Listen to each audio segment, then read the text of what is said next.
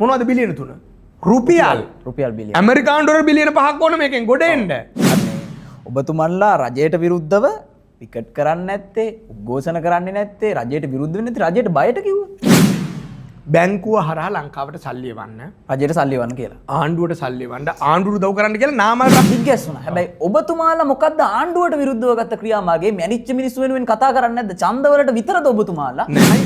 අවම වශයෙන් ලංකාවට සහයෝගය ලැබිච්ච අවස්ථාව. අවම වශයෙන් ආණ්ඩුව පට්ටපල් පොදලා මගේ ලෝකේ වීරයා කවුද කියලා මේ රටේ. නලින්ද ජයතිස්ස මහත්තයා. පාලන වගුල දැකලා තියෙන්නේ. මොක කරත් කඩාකප්පල් කරනවා. මොක කරත් පාරට එන. මේ මොහොතේ බලේ හිටිය සජිත් හෝ නාමල් නම් මේ පාපිසි සෙට් එක හිටියේ ඉන්නේ විපක්ෂේ නම් මේ මොහොත මේ වෙනකොට මිනිස්සු කුලප්පු කරලා බෝඩ් අල්ලගෙන කෝ රුපියල් 25000 කියලා රජේ කාර්යාලවලට ගල් ගස්සලා මට චිත්‍රය ඇඳලා ඔබතුමන්ලා කරෙත් මිනිහ උඩින් දේශපාලනය කරපෙක නෙවෙයි. මාලිමාවේ മന്ത്രിවරු දෙන්නවත් පාර්ලිමේන්තු මන්ත්‍රීවරයාත් මේ වෙනකොට ඒ පළාතේ මිනිස්සු බලන්න අද මේ වෙනකොටවත් ඇවිල්ලා නැහැ. දැන් අද කෝ කාලුණ විද්‍යා දෙපාර්තමේන්තුවේ අධ්‍යක්ෂ ජෙනරාල්තුමා. අද කෝ එතුමා?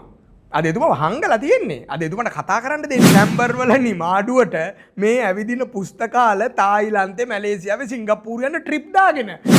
ඔබ දන්නවද මේ මොහොතේ ලංකාවට ගෑස් සප්ලයි කෙනෙක් නැහැ කියලා?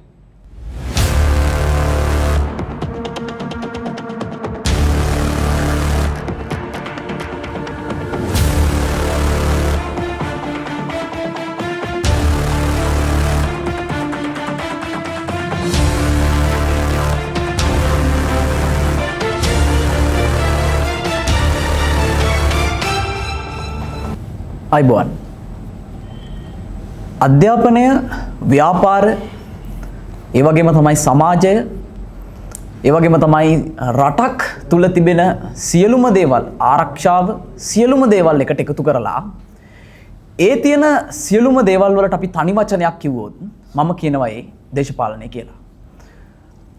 රටක දේශපාලනය වැරදුනොත් ඒ දේශපාලනයේ වැරදීම හේතුවෙන් ආර්ථිකය, සමාජය, ආරක්ෂාව, අධ්‍යාපනය, සෞඛ්‍ය වගේ දේවල් පිරිහීමට ලක් වෙනවා.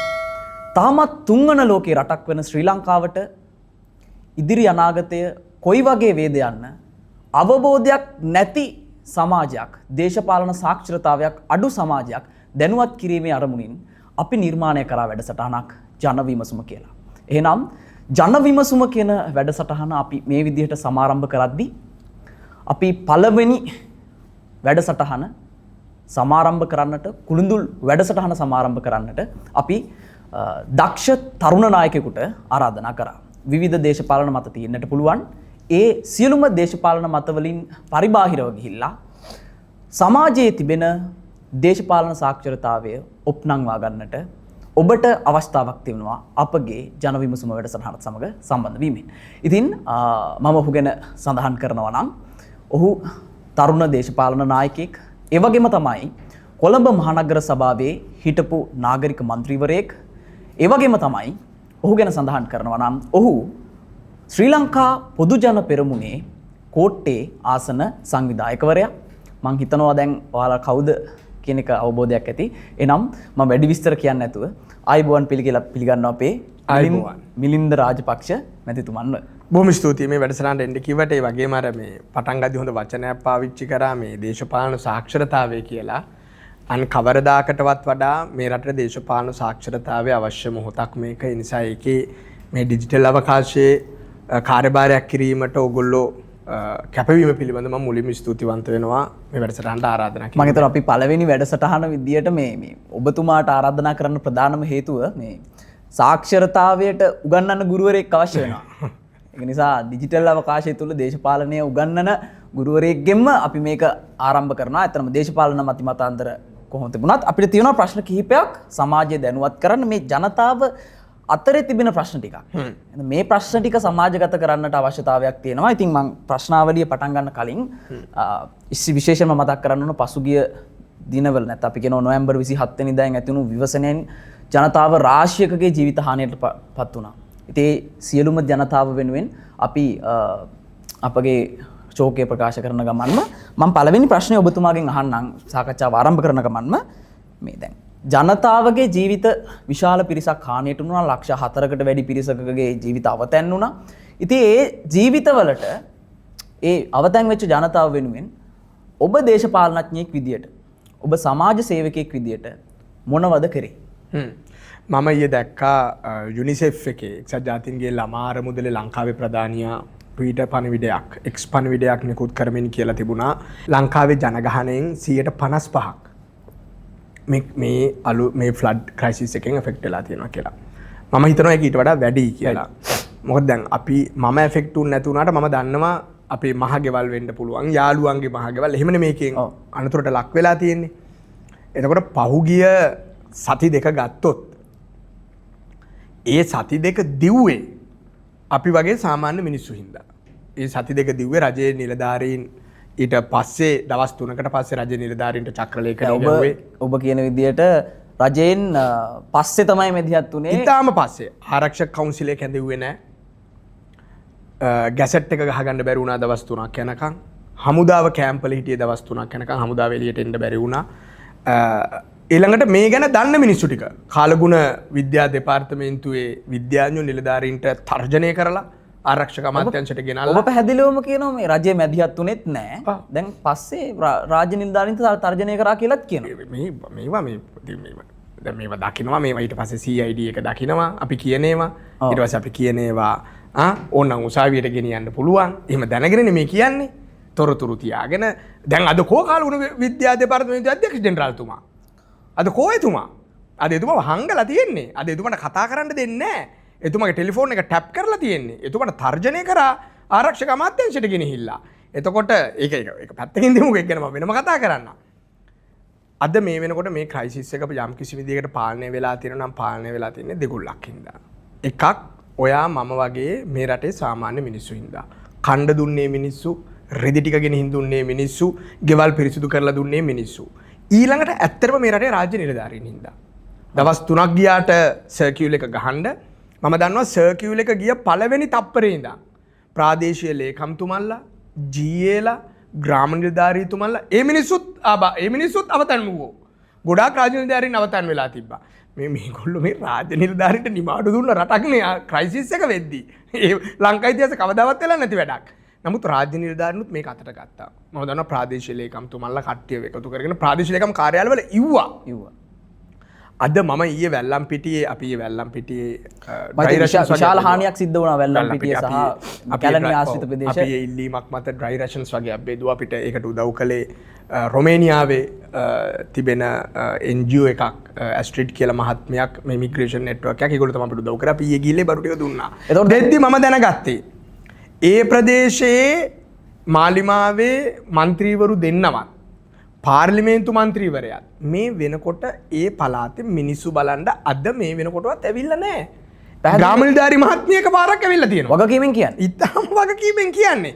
එහෙනම් මේ ක්‍රයිසිස් එකේ මේ රට මේ තත්ත්වයට හරි මේ වෙනකොට ගොඩ ගැනීමේ සම්පූර්ණ ස්තුතිය යන්න ඕනේ. මේ රටේ සාමාන්‍ය සිවිල් මිනිස්සුන්ට බඩු එකතු කරලා මේක කෝඩිනේට් කරපු අයට ඔය ටීවී channel හැමෝම එකතු වෙලා කරපු වැඩවලට කමියුනිටි කිචන් මේ හැමදේම කරේ සාමාන්‍ය මිනිස්සු. ඊළඟට රජ නිලධාරී. කමියුනිටි කිචන් කියන වචනේ කිව්ව නිසා මම අහන්නේ. ඇත්තනම මේ ඔබතුමන්ලා මම දැක්කා කෑම බෙදනවා. මම දැක්ක 3000කට විතර දවසක කෑමක් බෙදුවා කියලා. ඇත්තනම කෑම දුන්න එක විතරක් ඇතිද? පක්ෂයක් විදියට. හොඳටම මදි. නෑ මේක අපේ පක්ෂෙන් මේ මහලුකොට කරන්න දෙයක් නෑ. ඒකනේ ආණ්ඩුවක් පත් කරලා ඉන්නේ. 159 මන්ත්‍රීවරු පත් කරලා ඉන්නේ. මට මෙහෙම තරක පාපිසි හරි පාර්ලිමේන්තුවට යවලා තියෙන්නේ. ඒකටනේ. ඒක ආණ්ඩුවේ කාර්යභාරය. දැන් කියයි මේ රටේ මොකක් හරි වෙද්දි පොට්ටුව මොකද කරේ? සජබේ මොකද්ද කරේ කියලා ආයි කියලා. ඒකනේ ආණ්ඩුවක් පත් කරලා තියෙන්නේ. ඒසේ වෙතත් අපි කාර්යභාරයක් ඉෂ්ට කරලා තියෙනවා. ඒකත් මට කොටස් වශයෙන් කියන්න පුළුවන් අපි මොනවද කරේ කියලා. ඔව් මං අහන්න ප්‍රශ්නේ හැදුවේ ඊළඟ ප්‍රශ්නේ ඒක තමයි. දැන් කෑම 3000ක් බෙදුවා කියන එක මං හිතන්නේ මේ රටේ ජනතාවට සෑහීමකට පත් වෙන්න පුළුවන් දෙයක් කියලා. හේතුව තමයි දැන් ඔබතුමන්ලට ජනතාවත් එක්ක තියෙන ගනුදෙනුව ඇති වෙන්නේ මේ දැන් අපිට ඡන්දේ දුන්න නම් ඡන්දේ අපිට නොදුන්න නිසා අපි ජනතාව ගැන බලන්න ඕනේ නැහැ. එහෙම තමයි ආණ්ඩුව එහෙමයි කියන්නේ. ආණ්ඩුව ගමට ගිහිල්ලා මාලිමාවේ උන් තෝරලා මාලිමාවේ නොවන උන් තෝරලා වෙන් කරලා තමයි මේ වෙලාවේ ආණ්ඩුව වැඩ කරන්නේ. අපි නෙමෙයි. ඔයා කියන විදිහට තමයි ආණ්ඩුව මේ වෙලාවේ වැඩ කරමින් ඉන්නේ. ඔබතුමාගෙන් මං අහන්නේ දැන්. ඉතින් ඔබතුමාලත් එහෙම ඒ විදිහටනේ ඉඳලා තියෙන්නේ. කෑම 3000ක් බෙදුවා කියලා මං දැක්කා. ඇත්තටම කෑම 3000 වැඩේ කමියුනිටි කිචන් එක කරේ පක්ෂෙන් නෙමෙයි. ඒක කරේ බයිතක්සලාව අපේ YouTube ප්‍රෝග්‍රෑම් එකෙන් ඒකට උදව් කරන ලෝකෙම කට උදව් කරලා අපි පක්ෂ විදිහට කරපු වැඩක් මේක අපේ වැඩ. හැබැයි මම අර ආසන සංවිධායකනේ කෝට්ටේ. එහෙනම් මම මගේ කෝට්ටේ ආසනයේ දේශපාලන මගේ බලය පාවිච්චි කරා. ඒකට නාමලුත් උදව් කරාවිලා නාමල් උයන තැනටත් ඇවිල්ලා හිටියේ. ඉතින් එහෙනම් අර අපේ දේශපාලන මොකක්ද අපි කියන්නේ දේශපාලන හැඩයක් තියෙන ඉඳ දේශපාලනික උදව්ව මට ලැබුණා. නැත්තම් ඒක අපේ බයිතක්සලාව ප්‍රෝග්‍රෑම් එකේ වැඩක් අපි බත් පැකට් 10000ක් උයප එක. නමුත් පක්ෂයක් විදිහට අපි බාරගෙන තියෙනවා වැඩ දෙකක් කරන්න. මම එකක් ඕනනම් කියන්නම් ඔබතුමා කියන විදිහට ආදරය කියලා වැඩසටහනක් ඔබතුමා නාමල් මන්ත්‍රීතුමා කරගෙන යන වැඩසටහන. පොත් විතරක් බෙදලා තමන්ට ඡන්දේ දුන් නොදුන් හැම කෙනෙක්ම ඔයාලගේ ජනතාව. ඒතකොට ඒ ජනතාව වෙනුවෙන් පොත් විතරක් බෙදලා මිනිස්සුන්ට සේවාවක් කරන්න පුළුවන්ද කියන එක තියෙනවා. බෑ පොත් බෙදෙන වැඩේ අපි කරන එක වැඩක් අපි දැකපු අත්‍යවශ්‍ය ඉමීඩියට් වැඩක් ඉඳලා. එතකොට අපේ ගම්වල ඉන්න අපේ ප්‍රාදේශීය සභා මන්ත්‍රීවරු සහ අපේ ආසන සංවිධායකවරු එකතු වෙලා මේ වෙලාවේ ලොකු වැඩක් ගම් මට්ටමින් ඒගොල්ලන්ට හැකි ප්‍රමාණයෙන් කරගෙන යනවා. ඒගොල්ලන්ගේ ශක්තියෙන් ඒ වගේම ඔබ දකින්න ඇති අපි සුනිල් හඳුන්නෙත්ති මහත්තයලා වගේ නෙමෙයි අපි මුළු ලෝකෙම ඉල්ලීමක් කරා ලංකාවට උදව් කරන්න කියලා. ඔබ දැක්කා නාමල් රාජපක්ෂ මන්ත්‍රීතුමා විතර නෙමෙයි විපක්ෂ නායකතුමා සජිත් ප්‍රේමදාස මැතිතුමත් තමන්ට පුළුවන් විදිහට හැම තානාපතිවරයෙක්ම හැම කෙනෙක්ම හම්බෙලා උදව් ඉල්ලුවා. නාමල් රාජපක්ෂ ග්ලෝබල් අපීල් එකක් කරා. ලෝකෙම ඉල්ලා සිටිය සියලුම ශ්‍රී ලාංකිකයන්ගේ බැංකුව හරහා ලංකාවට සල්ලි එවන්න, රජයට සල්ලි එවන්න කියලා. ආණ්ඩුවට සල්ලි එවන්න, ආණ්ඩුව උදව් කරන්න කියලා නාමල් රාජපක්ෂ ඉල්ලුවා. මේ ඉල්ලන්නේ අපි ඉල්ලුවේ සුනිල් හඳුන්නෙත්තිලා අපිට සල්ලි එවන්න එපා ආණ්ඩුව වට්ටන්න කියලා කියපු අවුරුදු 2-3කට පස්සේ තමයි අපි මේ ඉල්ලීම කරේ. මොකද අපිට රට වැදගත්. හැබැයි මෙහෙම චෝදනාවක් තිබුණා. ගංවතුර ඇවිල්ලා 27, 28, 29 වෙනිදා සුනිල් අටගල මැතිතුමා කියනවා මේ සෝෂල් මීඩියාවේ ජනාධිපතිතුමාට අපහාස කරන කට්ටිය අල්ලලා හිරේ දාන්න කියලා. හැබැයි ඔබතුමාන්ලා කරේත් මිනිහ උඩින් දේශපාලනය කරපෙක නෙවෙයිද? නෑ දේශපාලනය අපි මම කියන්නේ එක දේශපාලනය හැම වෙලේම කරන්න ඕන. දේශපාලනය මගුල් ගෙවල් වල නොකර ඉන්නයි, මල ගෙවල් වල වැඩිපුර කරන්නයි, පොයේ දවසට නොකර ඉන්නයි එහෙම එකක් නෑ. දේශපාලනය කියන්නේ හැමදාම කරන්න ඕන එකක්. ඒක මේ ආයෙත් මේ ජෙප්පු හදපු කතාවක්. ජෙප්පන්ට ඕන වෙලාවට අපි දේශපාලනය කරන්නයි, ජෙප්පන්ට ඕන නැති වෙලාවට අපි දේශපාලනය නොකර ඉන්නයි කියලා එකක් නෑ. ජෙප්පෝ තමයි ලංකාවේ මිනි මරලා දේශපාලනය පටන් ගත්තේ. ඕගොල්ලෝ අපෙන් අහනවා මිනි උඩින්ද දේශපාලනය කරන්න කියලා. ලංකාවට මිනි මරලා දේශපාලනය කරනවා කියලා එකක් හඳුන්වලා දුන්නේ ජනතා විමුක්ති පෙරමුණ. මිනි මරලා දේශපාලනය කරේ. ඊළඟට මේ රටේ හැම ඉම්පෝර්ටන්ට් සංදිස්ථානයකදීම සුනාමි අවස්ථාවේ වේවා, යුද්ධ තියෙන අවස්ථාවේ වේවා, බජට් එකක් එන වෙලාවක වේවා, හයිවේ එකක් හදන වෙලාවක වේවා, ගල්ලංගුරු බලාගාරයක් හදන වෙලාවක වේවා, මේ හැම වෙලේම රට පෝට් සිටිය මෙතන පිටිපස්සේ ලස්සනට පේනවා පෝට් සිටිය. පෝට් සිටිය හදන වෙලාවේ වේවා මේ හැම වෙලේම මේවා කඩාකප්පල් කරන්න දේශපාලනය කරේ ජනතා විමුක්ති පෙරමුණ. කොවිඩ් වෙලාවේ ගුරුවරු 10 ගාණක් එළියට බැස්සුවා අර ස්ටාලින් කියන මේ ත්‍රස්තවාදයට සම්බන්ධ නායකයා. එහෙම අපි එහෙම දේශපාලනයක් කරන්නේ අද එක මිනිහ පාට බහැලා තියෙනවද? එක පිකට් එකක් වෙනවද? එක වර්ජනයක් වෙනවද?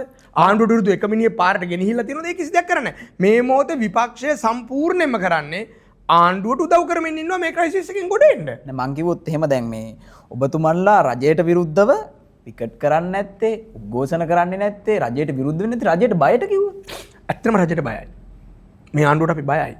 මේ ආණ්ඩුව තමයි මුල් වතාවට ආණ්ඩුවක් කරන්නේ. රටේ 40000 තරුණයෝ මැරෙන්න වග කියපු කණ්ඩායම මුල් වතාවට ආණ්ඩුවක් කරනවා. මං ඒක වෙඩි තියපු මිනිමරපු කණ්ඩායම ආණ්ඩුවක් කරනවා. අපි බයයි. ඉමර්ජන්සි ලෝ එක රටේ තියෙනවා. සුනිල් වටගල එළියට ඇවිල්ලා බය නැතුව කියනවා ඕගොල්ලෝ අපි වගේ YouTube කරන Facebook එකේ ඉන්න අය හිරේ දාන්න කියලා. ටිල්වින් සිල්වල වගේ නම්බර එකේ ඒ දවස්වල ඒගොල්ලෝ මොකද කරේ කියලා පොත්පත්වල අපි කියවලා තියෙනවා. ධර්මන් වික්‍රමරත්නගේ පොත් තුන කියවලා බලන්න මේ දැන් ඉන්න මිනිස්සු මොනවද කරේ කියලා.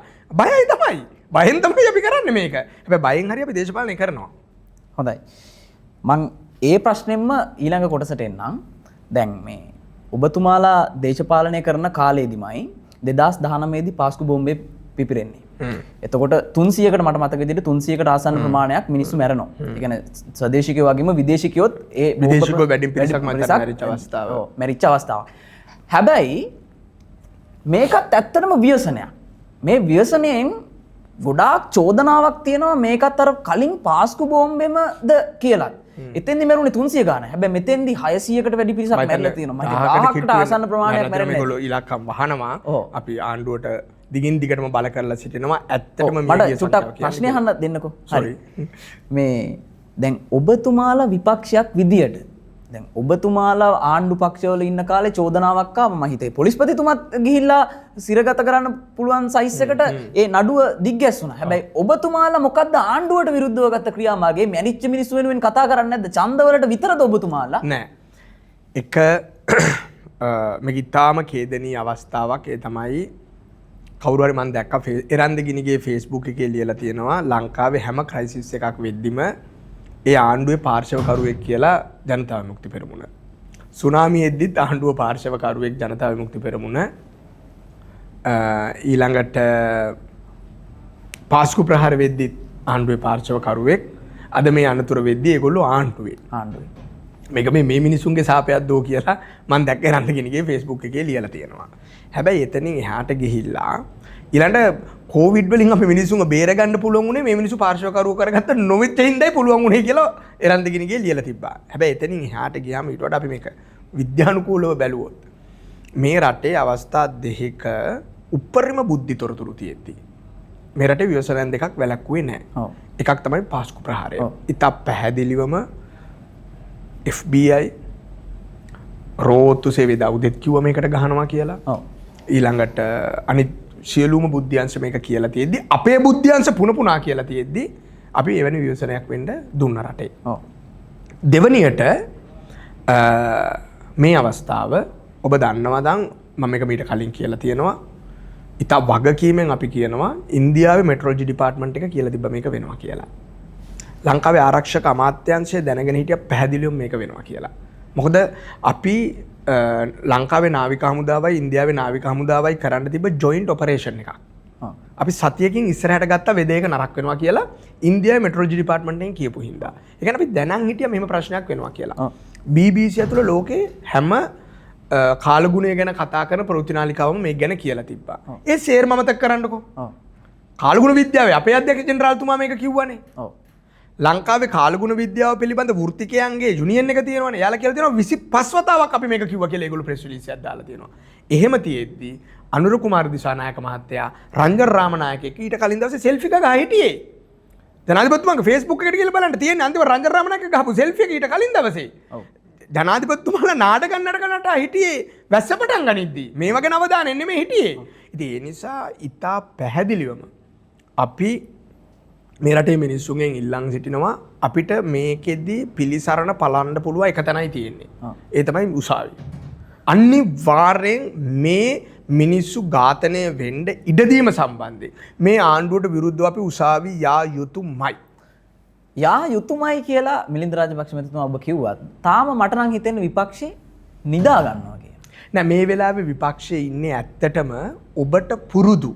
ඔගොල්ලෝ සියලු දෙනාටම විපක්ෂ කිව්වහම පුරුදු JVP මට්ටමේ විපක්ෂ දේශපාලන ඔයගොල්ලෝ දැකලා තියෙන්නේ. මොක කරත් කඩාකප්පල් කරනවා. මොක කරත් පාරට එන. මේ මොහොතේ බලේ හිටිය සජිත් හෝ නාමල් නම් මේ පාපිසි සෙට් එක හිටියේ ඉන්නේ විපක්ෂේ නම් මේ මොහොතේ මේ වෙනකොට මිනිස්සු කුලප්පු කරලා බෝඩ් අල්ලගෙන කෝ රුපියල් 25000 කියලා රජයේ කාර්යාලවලට ගල් ගස්සලා මට චිත්‍රය ඇඳලා පෙන්වන්න පුළුවන් මේ වෙලාවේ JP විපක්ෂ හිටියා නම් මොකද කරන්න කියලා. අනුර කුමාර දිසානායක මෙවැනි දෙයක් වළක්වා ගන්න හැටි ගැන පාර්ලිමේන්තුවේ අපිට දේශන දීලා ටීවී වලට ඇවිල්ලා මෙතුමලා අපිට උගන්වලා විදින පුස්තකාල අපි මේ මොහොතේ කරන්නේ මේ දේශපාලනේ නෙමෙයි. අපි පැය 24ම මහන්සි වෙන්නේ මෙතන ඇමරිකානු ඩොලර් බිලියන අවම වශයෙන් ඇමරිකානු ඩොලර් බිලියන 5ක ඩැමේජ් එකක් වෙලා තියෙනවා රටේ ඉන්ෆ්‍රාස්ට්‍රක්චර්. ඇමරිකානු ඩොලර් බිලියන 5ක් කියලා කියන්නේ ඒක 300න් වැඩ කරන්න රුපියල් වලින්. ඊයේ ඩේලි නිවුස් එකේ හෙඩ්ලයින් එක. ඊයේ ඩේලි නිවුස් එකේ දැන් මෙතන ගෙන්නගෙන බලන්න ඊයේ ඩේලි නිවුස් පත්තරේ හෙඩ්ලයින් එක ආණ්ඩුව ලොකුවට කියනවා.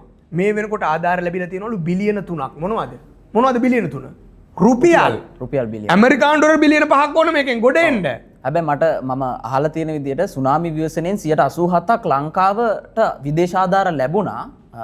තාමත් ලංකාවට මේ සිදුවෙච්ච මේ ව්‍යසනයෙන් 100ට 10කටත් වඩා අඩු මේ තමයි අවම වශයෙන් ලංකාවට සහයෝගය ලැබිච්ච අවස්ථාව. අවම වශයෙන් ආණ්ඩුව පට්ටපල් බොරු කියන්නේ ආණ්ඩුව විශ්වාස කරලා සල්ලි ගෙවනවා කියලා.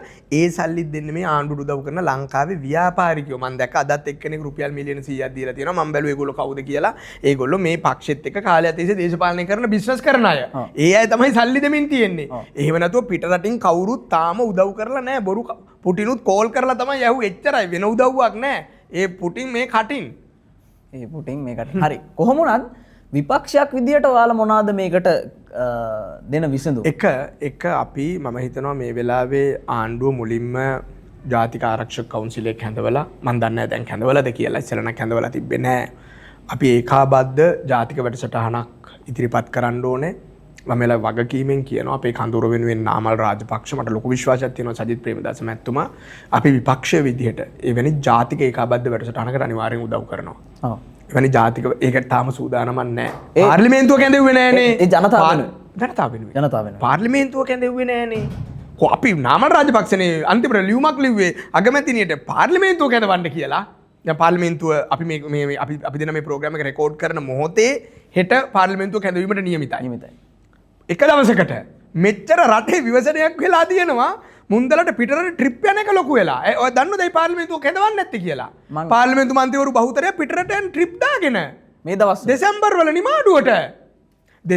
වල නිමාඩුවට මේ ඇවිදින පුස්තකාල තායිලන්තේ මැලේසියාවේ සිංගප්පූරු යන ට්‍රිප් දාගෙන ට්‍රිප් කැන්සල් කරන්න වෙන හින්දායි පාර්ලිමේන්තුව කැඳවන්නේ නැත්තේ. ඒකයි ඇත්ත කතාව. ඒ කියන්නේ ජනතාව වෙනුවෙන් සේවය කිරීම පසෙක තබලා තමන්ගේ සුඛ විහරණය වෙනුවෙන් ට්‍රිප් දාගෙන කියන එක තමයි චෝදනාව. ඒක චෝදනාවද නැත්නම් ඇත්ත කරුණ මත පදනම් වෙලා නැද යන්නේ? මොකක් කිසි දෙයක් චෝදනා නෙමෙයි. මේ ඇත්ත කරුණ මේ ඇත්ත වෙන දේ කියමින් ඉන්නේ. දැන් නම් ගොඩක් අය ටිකට් කැන්සල් කරගෙන කියලා අපිට ආරංචි. ටිකට් ගත්තේ කොහෙද කියලාත් අපි ළඟ තියෙනවා. ටිකට් කැන්සල් කරේ කොහෙද කියලාත් තියෙනවා. ඉතින් බොරුවට මෙව්වට නම් උත්තර දෙන්න එපා. ඒවා සේරම ඊට පස්සේ අපිට ගෙනල්ලා ප්‍රෝග්‍රෑම් වල පෙන්නන්න වෙනවා. හොඳයි. ඒ කරුණත් එක්කම දැන් ඔය විවසනයක් වෙලා රටේ ජීවිත නැති වෙලා රටට ආර්ථික බිලියන ගණනක පාඩුවක් වුණාට පස්සේ හැබැයි මේ දැන් පහුගිය ආණ්ඩුවලට වැඩිය දැන් මේ පවතින ආණ්ඩුවෙන් විශාල සහන පැකේජයක් දුන්නා. විශාල සහන වැස්ස කියලා කිව්වේ. ඔව් මං ඔබතුමාගෙන් අහන ප්‍රශ්නේ ඉතින් ඔබතුමන්ලාගේ පාලන බලය තියෙන කාලේ තම සුළු මුදල් දුන්නේ. හැබැයි මේ සැරේ ටකරමක් ගියත් ලක්ෂ 10ක් දෙනවා. ඒක තමයි ෂෝක්. නියමයි. දැන් ජනතාව පැත්තෙන් ඒක වාසිදායකද? නියමයි. ජනතාව පැත්තෙන් මරු. දැන් අපි ජනතාවට කියන්නේ ඔබේ නිවසේ ටකරමක් ගිහිලා තියෙනවා නම් මේ මොහොතේ ඉස්සරලාම ෆොටෝ එකක් ගහගන්න. ඔව්. මේක ලියා ගන්න. මේ ටික දත්ත ටික එකතු කරලා තියාගන්න. ලක්ෂ 10 ඉක්මනට ආණ්ඩුවෙන් ඉල්ලන්න. අපි ඉන්නේ ජනතාවත් එක්ක. රුපියල් 25000 දැන් අර හිරුණන් සල්ලි වගේ තමයි අනුරණන් සල්ලි තමයි කියලා තමයි දැන් ගමේ කියන්නේ. તો රුපියල් 25000 ඉක්මනට ඉල්ල ගන්න. ටක් ගාලා 1 මිලියන් නම් කෝටිය නම් ඒ දෙන එක වහාම ඉල්ල ගන්න. අපි කියන්නේ පුළුවන් තරම් ඉක්මනට ආණ්ඩුවෙන් සල්ලි ඉල්ල ගන්න කියලා. මොකද මේ වෙනකොටත් ග්‍රාමනිලධාරීතුමන්ලා සානිත්‍යව පුහුණු කරමින් ඉන්නවා සල්ලි නොදී ඉන්න ක්‍රයිටීරියා හදන්නේ කොහොමද කියලා. මාලිමාව කියනවා දැන් මේ සහන පැකේජ් එක කාගේ සල්ලිද?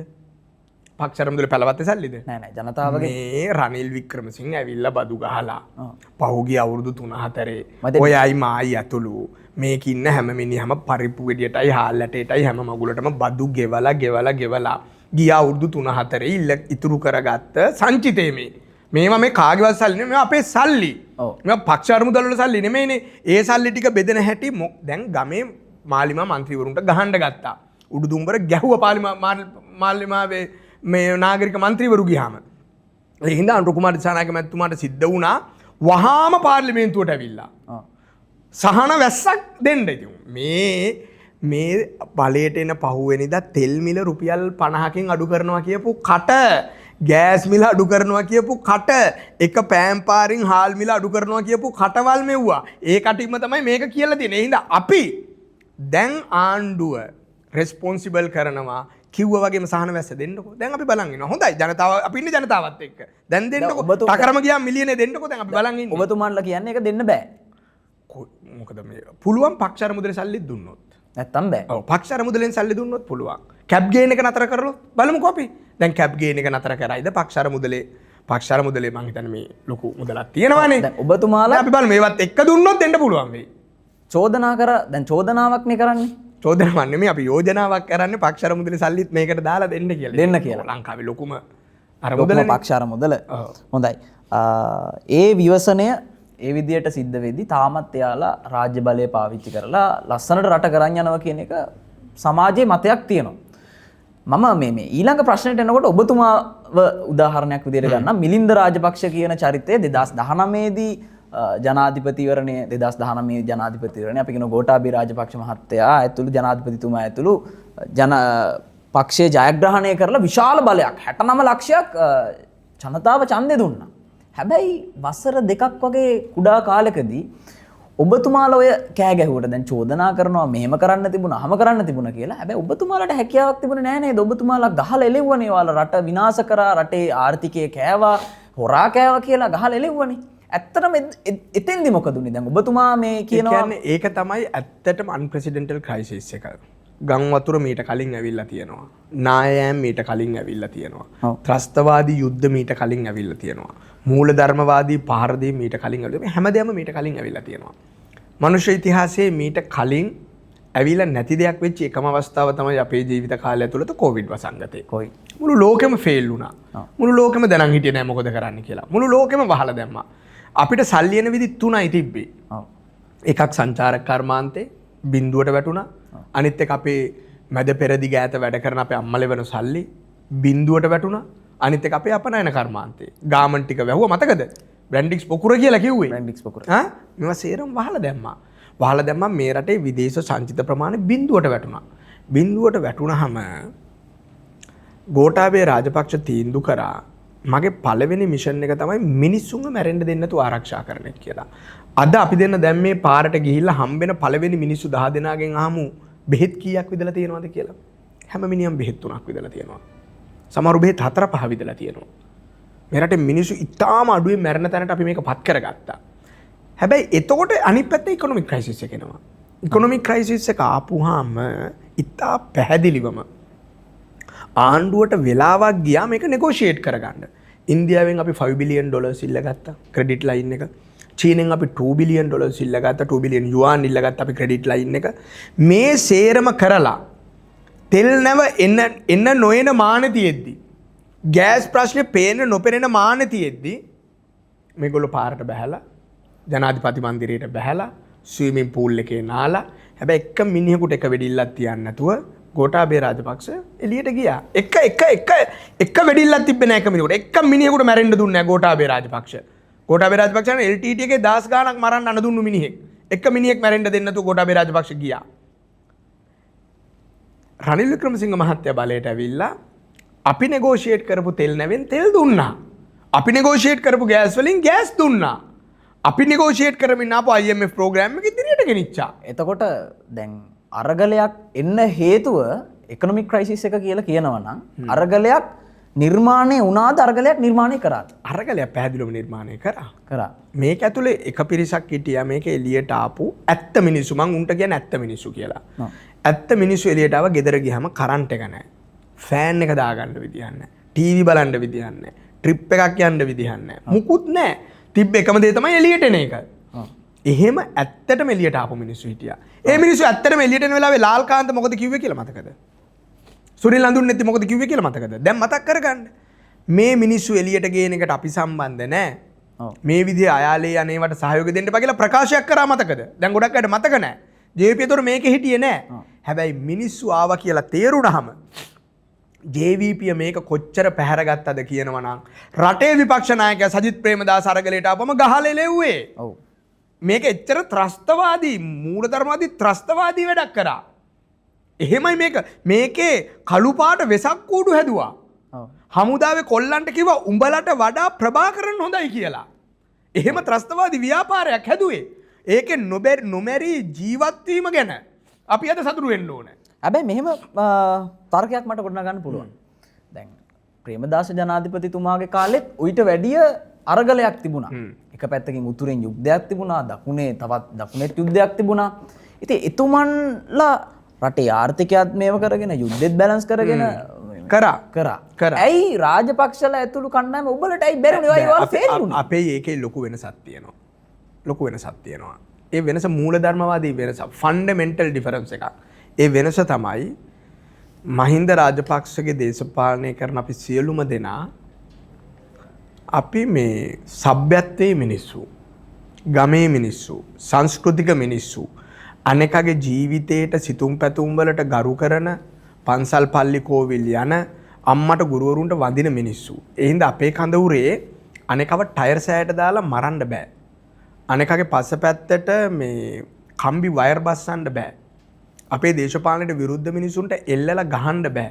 අපේ දේශපාලනයට එකඟ නැහැ කියලා බෙල්ල කපලා පාරේ මරන්න බෑ. ඒ 88 89 මේකම මර්ධනය කළේ එහෙම.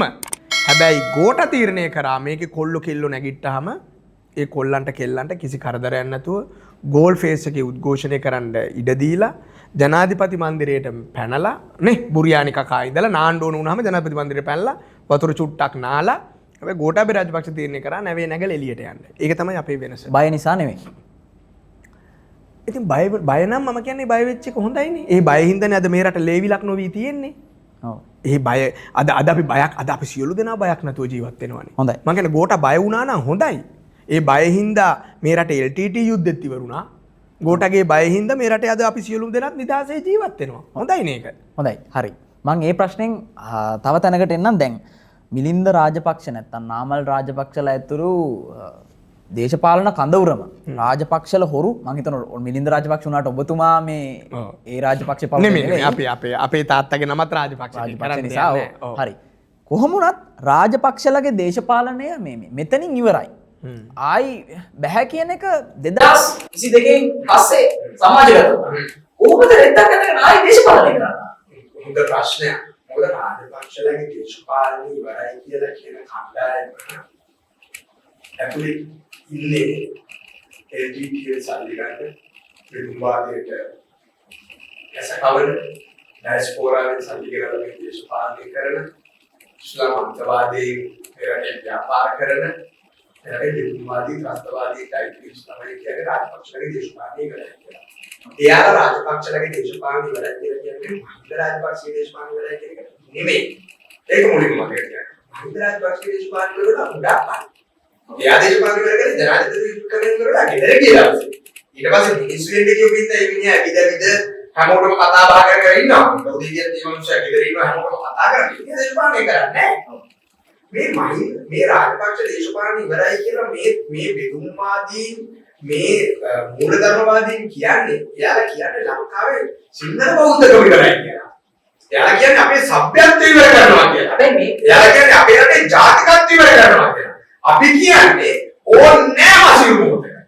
අපි ඒක ඉවර කරන්න ඉඩ දෙන්නේ නැහැ. ඒක නෙවෙයි අපි දේශපාලනය මේ දේශපාලනයේ මීට වඩා ගොඩාක් සමාජකාරී තිබ්බා. 1815 මේ දේශපාලනය කියනවා. 1817 කැරල්ල කියන්නේ මේ දේශපාලනයට ගහපු වෙලාව. මේ දේශපාලනයට ගහලා තියෙනවා හැමදාම හැම කාලෙම. මේක ලැජ්ජාව නෙමෙයි අපි ලැජ්ජාව පරිසම ගලවලා පැත්තකින් තියලා බැරියවිලා මේ මොහොතේ ජාතිකත්වය සහ මේ රටේ සભ્યත්වය අපේ රටේ දේශපාලන ශ්‍රී ලාංකිකත්වය ආරක්ෂා කිරීම සදා අවශ්‍ය දේශපාලන අපි කරනවා. මොකද අපි මේ කරන්නේ දිගජලනයක පොඩි කොටසක්. මේ හිත අපිට බලය ගන්නවා. නාමාලු මේ 2029 ජනාධිපති කරන්නවත් යන්නේ පුංචි සීයක මේ අපේ දේශපාලනය කියන්නේ. ඒකමදී නාමල් ජනාධිපති වෙයි. ඒක මිනිසු තීරණය කරනවා. ඒ දේශපාලන ගමනදී තව ගොඩක් දේවල් මේ මිනිසු තීරණය කරනවා. හැබැයි අපේ දේශපාලනේ මේ ජාතිකත්වය මේ අපේ රටේ සભ્યත්වය අවුරුදු 2000 ඉතිහාසය ආරක්ෂා කරලා රැකලා දෙන්න ඕනේ ඊළඟ පරිපූර්ණය. ඒක අපි කරනවා. හැබැයි මේ මිනින්දරතුමා මම කියනවා ඔබතුමාන්ලාට තිබිච්ච ලොකුම චෝදනාව තමයි ඔබතුමාන්ලාගේ කඳවුරේ ඉන්නේ හොරු සහ දූෂිතයෝ. දැන් මම දැකලා තියෙනවා ඔබතුමාන්ලා දැන් අලුත් දේශපාලන ව්‍යාපාරයක් හදාගෙන දැන් නැවතත් මිනිස්සුන්ගේ විශ්වාසය දිනාගෙන යනවා කියන යන පාරේදී තාමත් ඉන්නේ හොරු නම් තාමත් ඉන්නේ අර පරණ මූණු ටිකම නම් වශයෙන් කියන්නේ නැහැ ඔබතුමාට. හැබැයි ඔබතුමා මම දන්නවා මේ කියන මූණු ටික කවුද කියලා. දූෂිතයෝ නම් ඉන්නේ. ඉතින් මොකක්ද ඔබතුමා හිතන අලුත් ගමන දැන් අපේ මාළුකු දූෂිතයෝ මට මතකයි අපි මාංශාරාගේ මහත්තයා කියනවා. ඇසීම අපි ආපුවම ඩිවයිඩ් කප්පරාද ඉරි දානවා. අනේ ඩිවයිඩ් කප්පරාද දෙකස් කොල්ල දැස්සුණා. කොන්ටාක්ට් කිව්ව ඩොලර් බිලියන 10ක් ගේනවාමයි කියලා. අන්න දැන් කියනවා ඩොලර් බිලියන 18ක් නැහැ කියලා. මහින්ද රාජපක්ෂ නාමල් රාජපක්ෂ 1 රුපියලක් හොරකම් කරලා තියෙනවා නම් ඔබ හිතනවාද අවුරුද්දක් තිස්සේ මේගොල්ලෝ මහින්ද රාජපක්ෂ නාමල් රාජපක්ෂ හිරේ නොදා තියාගනී කියලා. වෙනම එක්ටම් ගයක් වගේ හිරගයක් හදලා මේ මිනිස්සුන්ව හිරගෙට දානවා. එහෙම හැකියාවක් තිබ්බනම්. අද හොරු වෙමින් පවතින්නේ කවුද? අද ක්‍රිප්ටෝ වල සල්ලි ඉන්වෙස්ට් කරලා තියෙන්නේ කවුද? වසන්ත සමරසිංහ මහත්තයලානේ. අද දැන් හොරු අල්ලන් ආපු සෙට් එකට අද මොකද වෙලා තියෙන්නේ? ඒක දිහා බලන්න එපා. හැබැයි මේම ඊළඟට ඔබේ ප්‍රශ්නේ තව සාධාරණ කොටසක් තියෙනවා. මම ඒක පිළිගන්න එපා. මම මේ උත්තරේ දෙනවා ගමම තව කොටසක් තියෙනවා තමයි. ඔබේ ප්‍රශ්නේ තිබෙන තව කොටස තමයි අපි වටේ ඉන්න සේරම මිනිස්සු නේ හොර කියලා චෝදනා තියෙන මිනිස්සු ඇයි අපි තාම තියාගෙන ඉන්නේ කියන එක නෙමෙයි. ඔව්. ඒක තමයි මේ දේශපාලනයේ තියෙන මේ ප්‍රජාතන්ත්‍රවාදයේ තියෙන හරි සුවිශේෂී තැනක් ඒක. කියන්නේ ප්‍රජාතන්ත්‍රවාදයේදී මිනිස්සුන්ව ප්‍රතික්ෂේප කරන්නේ හෝ මිනිස්සුන්ව පාර්ලිමේන්තුවේ තියාගන්නවද බලේ තියාගන්නවද නැද්ද කියන එක තීන්දුව කරන්නේ විපක්ෂයට ඕන විදිහටවත් Facebook එකට ඕන විදිහටවත් නෙමෙයි මහ ජනතාව. ඒ හින්දා මම හිතනවා මහ ජනතාව ප්‍රතික්ෂේප කරන්න ඕන අයව ප්‍රතික්ෂේප කරයි බලේ තියන්න ඕන අයව බලේ තියයි අපිවත් යම් කිසි අවස්ථාවක මේ රටේ දේශපාලන ප්‍රතික්ෂේප වෙලා වෙන පිරිසකට බලය දීලා තියෙනවා. හරිම හම්බල් විදියට අපි ඒක ඇක්සෙප්ට් කරලා අපි දැන් දේශපාලනය කරමින් ඉනවා. ඒක අපි ජනතාවට ඊට දෙමු. හැබැයි මේ ඊළඟ කාරණාවට ගත්තොත් දැන් ඔය පරණ මූණු ටිකෙම මම කියන්නම් ඔබතුමාට තවත් මම ওই ප්‍රශ්නේ තවත් ඇඩ්වාන්ස් කරන්නම්. දැන් අවුරුදු 30ක් ආසන සංවිධායක ධූරයේ විදියට ඇමති කෙනෙක් ඉන්නවා. දැන් ලංකාව වටේ මෙහෙමයි. සාම්ප්‍රදායික දේශපාලන ඇතුලේ අවුරුදු 30ක් කවුරු හරි ඇමතිවරයෙක් ඉන්නවා නම් දැන් ඊළඟ අවුරුද්දේ ජනාධිපති වෙන්නේ මේ පක්ෂය කියලා දැනගත්ත ගමන් අර පක්ෂේ මාරු කරා ඒ පක්ෂයට අදාළ වාසන සංවිධායකවරයා බවට පත් වුණා. අවුරුදු 30ක් තිස්සෙම එකම මූණු ටික නම් ඉන්නේ. ඔබතුමන්ලත් ඒ මූණුන්ම නම් එකතු කරගන්නේ. දැන් මොකද්ද ඔබතුමන්ලා හදන අලුත් සංකල්පය තුළ තියෙන අලුත් බව? ජනතා විමුක්ති පෙරමුණේ සදාකාලික නායකයෝ දෙතුන් දෙනා කවුද? ජනතා විමුක්ති ඔය පාඩම අපිට කියලා දෙන ජනතා විමුක්ති පෙරමුණේ හැමදාම පාර්ලිමේන්තුව ආපු දෙතුන් දෙනා කවුද? ආවේ හොඳම යාළුවෝ දෙන්න. අනුර කුමාර දසනායක මහත්තයා විජිත හේරත් මහත්තයා ඉස්කෝ කැම්පස් එකේ ඉන්න හොඳම යාළුවෝ දෙන්න. කවුරු චන්දිල්ලුවත් නැතත් ඒ දෙන්න එනවා. ඒ අරුණාම ඒගොල්ලෝ කතා වෙලා එක වෙලාවක සුනිල් හඳුන්නෙtti නැත්තම් ලාල් කාන්ත නැත්තම් ඔයගොල්ලන්ගේ යාළුවෙක් කවුරු හරි කියනවා ගිය පාර අර අපිව රවට්ටන්න හරින මැඩම්ව ගෙනාවා. එහෙත් එහෙමනේ. ඒ කියන්නේ දේශපාලනයේ එකක් අපේ ලොකු පක්ෂවල තරම් අලුතෙන් පාර්ලිමේන්තුවෙ ඉන්න කාටවත් ඉඩ ලැබිලා තිබෙන්නේ නැහැ වෙන තැනක. ගෝඨාභය රාජපක්ෂ ජනාධිපති වුණාට පස්සේ වැඩිම පිරිසක් අලුතෙන් පාර්ලිමේන්තුවට ගෙනාවේ පොහොට්ටුවේ. විශාල අලුත් පිරිසක් පොහොට්ටුවෙන් පාර්ලිමේන්තුවට ආවා. කාන්තාවෝ විශාල පිරිසක් ආවා. ඒතකොට මේ පාර මාලිමාවෙන් ඒ chance එක වැඩිපුර හම්බුණා. මොකද මාලිමාව කියන්නේ 103 පක්ෂයක්. මේකේ බල්ලෙක්වත් හිටපු නැති පක්ෂයක්. ඒ හින්දා වෙන ජනාධිපතිතුමාගේ භාෂාවෙන් මම මේ කියන්නේ අනුර කුමාර ජනාධිපතිතුමා පාපිසි වලට එන්න ඉඩ ලැබුණා. එතුමා කිව්වේ මේ පාපිසි එතුමා කිව්වේ මුන්ව පාපිසිකටවත් ගන්න නැහැ කියලා. හැබැයි දැන් අපේ දැන් එක තමන්ගේ පියා දේශපාලනය කිරීම. ඔව්. දරුවෙකුට දේශපාලනය කිරීම සඳහා සුදුසුකමක් හෝ නුසුදුසුකමක් නෙමෙයි. ඔව්. තාත්තා දොස්තර කෙනෙක් වීම දරුවෙකුට දොස්තර කෙනෙක් වෙන්න සුදුසුකමක් හෝ නුසුදුසුකමක් නෙමෙයි. ඒ වගේ තමයි දේශපාලනය. ඔව්. ඒතකොට හොඳ දේශපාලඥයන්ගේ හොඳ පුතාලා බිහි වෙලා තියෙනවනේ. නේ? ශෙහාන් මෙතන අපිට හිටපු හොඳම ඩිපියුටි ෆයිනෑන්ස් මිනිස්ටර් කෙනෙක්නේ. තාත්තා දේශපාලඥයෙක්නේ. කංචන අපිට හම්බෙච්ච හොඳම මේ එනර්ජි මිනිස්ටර්නේ. තාත්තා දේශපාලඥයෙක්නේ. ප්‍රමිත බණ්ඩාර තෙන්නකෝන් අපිට ඉන්න හොඳම තරුණ දේශපාලඥයෙක්නේ. තාත්තා හිටපු කැබිනට් ඇමති කෙනෙක්නේ. ඒ විදිහට මට කියන්න පුළුවන් මේ හොඳ කොල්ලෝ සෙට් එකක්ම තාත්තලා දේශපාලඥයෝ වෙච්ච. ඉතින් මොකක්ද උන්ගේ නරක මොකක්ද උන්ගේ වැරද්ද? ඒතොර නාමල් තෝරගෙන තියෙනවා නම් මගේ ප්‍රොෆෙෂන් එක මේ පොලිටික්ස් කියලා තාත්තා මහින්ද රාජපක්ෂ වීම යාට නුසුසුකමක් වෙන්න බෑනේ. නේද? ඉතින් ඒ වගේ තමයි අපේ දෙමව්පියෝ දේශපාලඥයෝ නෙමෙයි. හැබැයි මේ පක්ෂේ අපිට ලොකු ඉඩක් අපිට ඕන දෙයක් කියන්න අපිට ඉඩක් ලැබිලා තියෙනවා. මම හිතනවා හැම දේශපාලන කඳවුරකම මේක මෝරෝලෙස් තියෙන. හැබැයි අවසාන වශයෙන් හොඳට මතක තියාගන්න. මේ මිනිස්සු පාර්ලිමේන්තුවේ වුණාද නැද්ද කියලා තීන්දුව කරන්න මිනිස්සු.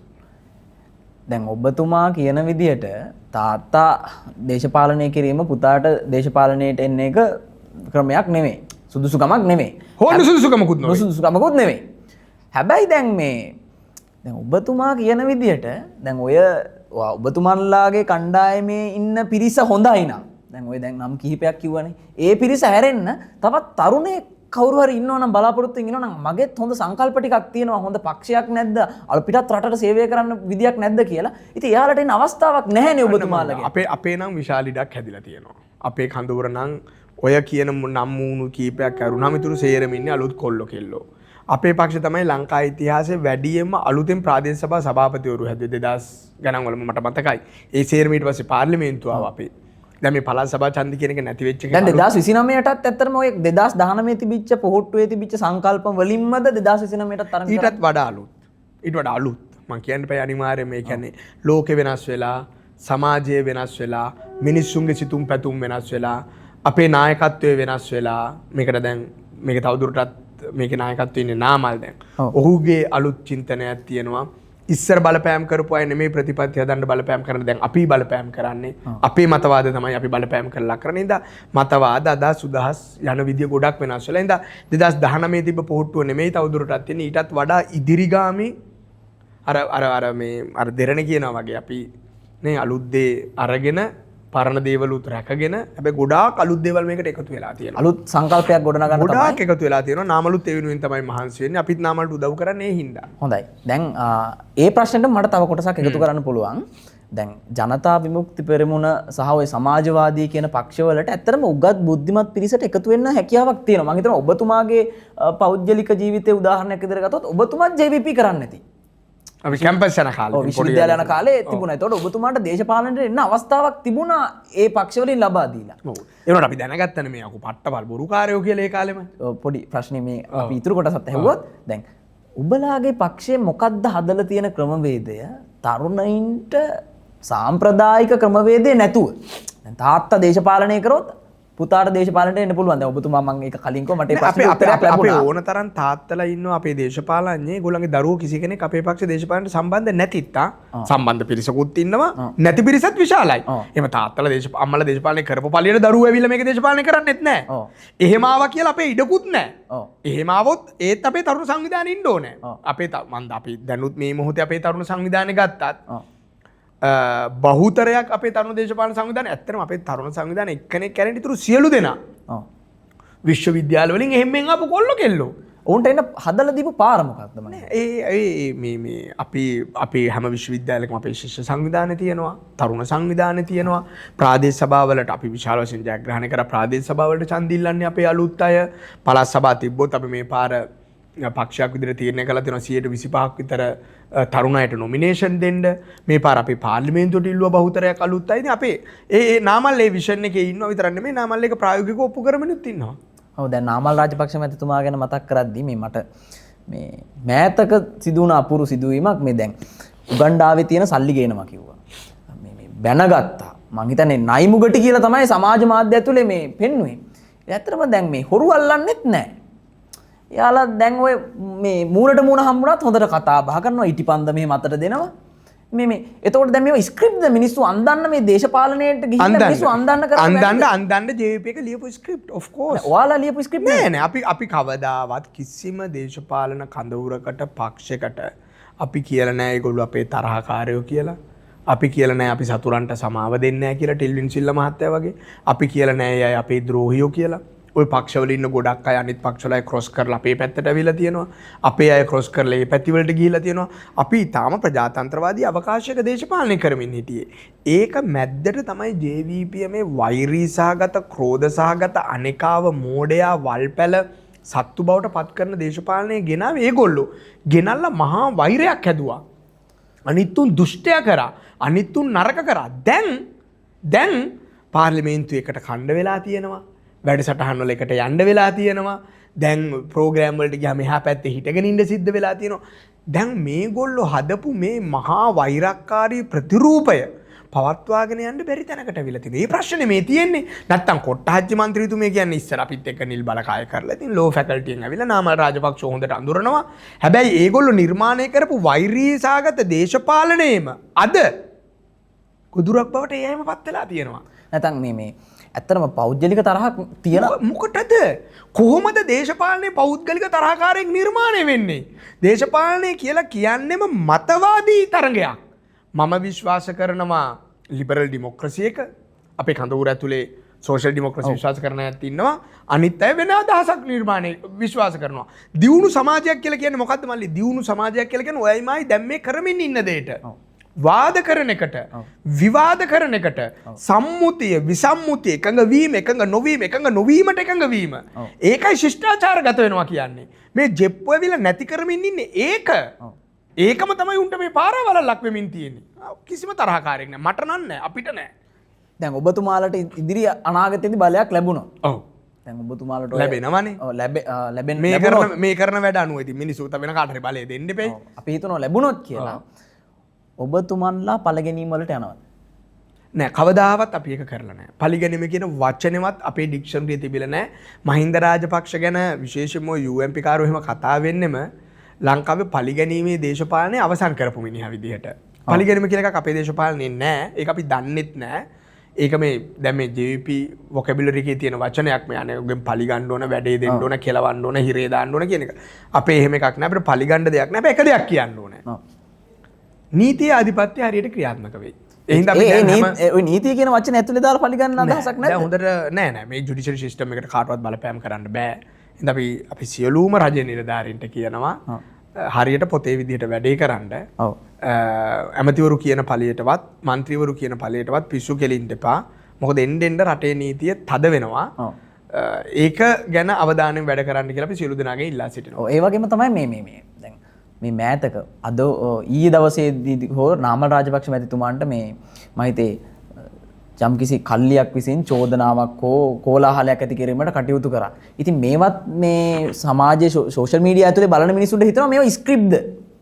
නෑ නේ. නාමල් රාජපක්ෂ මේ ඡන්දේ දිනන්න අවධානය ගන්න කරන ස්ක්‍රිප්ට්. නාමල්ට අවධානය ගන්න කිසිම හේතුවක් නෑ. නාමල්ට තමා රටේ මම හිතන්නේ වැඩිම දේශපාලන අවධානය මේ වෙලාවේ යොමු වෙලා තියෙන්නේ. ජනාධිපතිතුමාට තීරසිය හිතන මට්ටමට. ඒ හින්දානේ ජනාධිපතිතුමා ඉඳලා හිටලා පාර්ලිමේන්තුවේ ඇවිල්ලා කතා පවත්වලා අවධානය ගන්න හදන්නේ. ඒක නෙමෙයි ප්‍රශ්නේ. දැනට ගමේ මතයක් හැදිලා තියෙනවා මාලිමාවේ മന്ത്രിවරු ආපුවම හූ කියන්න ඕන හර මෙහි කියලා. එතන මෙතන මොකක්ද උනේ? මාලිමා മന്ത്രിවරු ගමට යන්නේ නැහැ. ගමට ගියාම මිනිස්සු හූ කියනවා, එළවනවා. දැනට මාලිමා മന്ത്രിවරු ටික කොළඹ හැංගිලා ඉන්නේ. ඔව්. හෝ දැන් පිටරට සවාරි වල යන්න සෙට් වෙලා ඉන්නේ. ඒ ගමට මාලිමා മന്ത്രിවරු යන්න තමයි අර සහන වැස්ස කියන එක ජනාධිපතිතුමා ඇනවුස් කරේ. ඒක අරගෙනවත් යන්න බෑ. ඒක අරගෙන දැන් යන්නේ ග්‍රාම නිලධාරීතුමා. එතකොට අපි ගමෙන් ගමට යනවා මේ නාමල්ගේ සිද්ධිය. දිගින් දිගටම අපි ප්‍රෝග්‍රෑම් වල කිව්වා මොකද අපිට විශ්වාසවන්ත කටයුතු ආරංචි මාර්ගයක් ආවා. මේ ජවිපේ පොඩි තියෙනවනේ පොඩි නිකන් මොකද්ද අපි කියන්නේ මේ සන්නන්ද කල්ලියක් වගේ පොඩි ඒ ටීම් වල කට්ටිය දාලා ගම්වල අපි යන වෙලාවට පහර දෙන්න හූ කියන්න සෙට් කරනවා කියලා. හැබැයි ඒකට ගම්වල සහයෝගය නැහැ.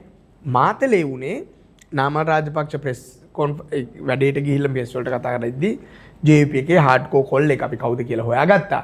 JVP එකේ පරණ ඊටාම හાર્ඩ්කෝ JVP කොල්ලෙක් ඊටාම අහිංසක කොල්ලෙක් උංග රවට්ටලා තියෙන්නේ. ඒ කොල්ලව එව්වා කෑ ගහන්න. හැබැයි නාමල් සපෝටින් ගමේ මිනිස්සු ගහනවා උට. හැබැයි නාමල් රාජපක්ෂ ප්‍රශ්නෙත් මෙව්වා කරලා ඒ වීඩියෝ එක මම බලන්න. ඒ වීඩියෝ එක දාන්නකො මේ ප්‍රෝග්‍රෑම් එකේ වීඩියෝ එක දාන්න. ආන ප්‍රශ්න උත්තර දෙන්න. දැන් වාගේ මම අහන්නේ කියන්නේ උරුදු වෙන්න. රයිට් අපිත් දේශපාලනය කරනවා අපි දුක් වේදන මිනිස්සු ගාවට එනවා අපි ඒක දන්නවා. රයිට් වත් කොල්ලෙක් මාත් කොල්ලෙක්. ඉතින් අපි කියන්නේ වාගේ මම අහන්නේ කියන්නේ මමට මුකුත් කිව්වේ නෑනේ. තාම මේකට ගාලා එරුණත් මම නවත්ත ගත්තනේ. ඉතින් මම කියන දෙයක් අහගන්න. රයිට් මේක එකතු වෙලා ගොඩ දාන්න මිනිස්සුන්. වාගේ අයියා බලා ගන්න. මගේ දේශපාලනය මම කරන්නේ. හැබැයි මේ මිනිස්සුන්ව මාස ගානක් අඳුරලා තියන්න බෑ. ඒකට විකල්පයක් අපි හොයන්න ඕනේ. හරි? ඒක තමයි මමත් කියන්නේ ඒකයි උඹත් කියන්නේ. ඒක අපි දෙන්න මේකට අරගෙන වැඩක් වෙන්නේ නැහැ. හරි? ඒක මල්ලි මම පාර්ලිමේන්තුවේ බේර ගන්නම්. ඒක වත් දෙක මට බේර ගන්න බෑ. මේකට වග කියන්න ඕනේ කවුද කියන එක අපි තේරුම්කාරක සභාවක් දාලා අහන්නකෝ දැන් වාගේ මම අහන් හිටියනේ බං. දැන් මම කියන්නේ අහන් හිටිය බං. උඩ පුරුදු වෙන්කෝ ඒක. ඉනාගෙන ඉපන්. මම ඇත්ත කියන්නේ. දැන් පාර්ලිමේන්තුවේ තේරුම්කාරක සභාවක් දාලා වාක්‍යයෙන් පැහැර හරියද නැද්ද කියන අපි හොයමු. හරි? ඒක ඔයාලට දැන් නිගමනට එන්න බෑ මට එන්න බෑ. රයිට්? ඒක මෙහාට කොල්ලෝ මගේ දේශපාලනේ වෙනස්. මම ඒකට චෝදනා කරන්නේ නැහැ මම. චෝදනා කරනවා චෝදනා ඕන ගණන් තියෙනවා. දැන් අද දැක්කනේ අබිල්පිටියේ ගංජහේනේ කතාව. මම කිව්වේ නෑනේ මේ මීඩියා එකේ. දැන් මේ මීඩියා කතාව වොයිස් කට් එක ගහනකොට මම අබිල්පිටියේ කතාව කිව්වද? නෑ. ළමයි දෙන්නෙක් මැරලා ඉන්නවා IDH එකේ. බෙහෙත් විස වෙලා. ඒ ගැන මම කතා කරාද? නෑ. ඇයි ඒ කතාව ගැන තනක් තිබුණා. ඒ කතාවනේ මෙතන නෙමෙයි. හරි? දැන් මෙතන මේ මිනිස්සුන්ගේ ගෙවල් වලට යන ප්‍රශ්න අපි ඉස්සලා බේර ගන්නවා. හරි? ඒක කරාම අපි දින දෙපැත්තේ දේශපාලනය කරමු. හරි?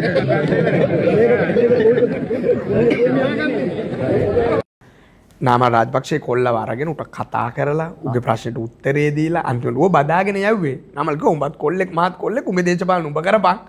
අපේ දේශපාලන අපි කරන හැබැයි අපි දෙගොල්ලම දෙපැත්තට වෙලා මිනිස්සු වෙනුවෙන් වැඩේ කරමු කියලා. මට නාමල් ගැන ආඩම්බර හිතුණා. ඒක බලද්දි මම Facebook එකේ වීඩියෝ එක දාලා දැම්මා. නැත්තම් මේ ගොඩක් දුරට මම දැක්ක කමෙන්ට්ස් නාමල් මට ආඩම්බරයි උඹ ගැන කියලා. මේ කමෙන්ට්ස් වලත් මම දැක්කා දාලා තියෙනවා සමහරුත් දාලා තියෙනවා මේ ස්ක්‍රිප්ට් එන්නේ නැති. නෑ අවදානය. ඌ JVP කොල්ලෙක්. අපිට මොකටද අනේ අවදානේ?